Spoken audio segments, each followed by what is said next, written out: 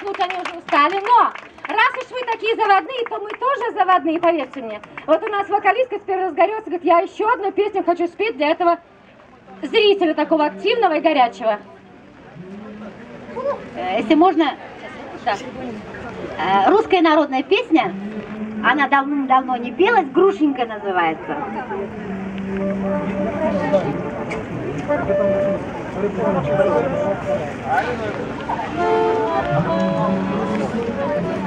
Грушенька кудрявая, ой ты кучерявая, ты стоишь зеленая, величавая,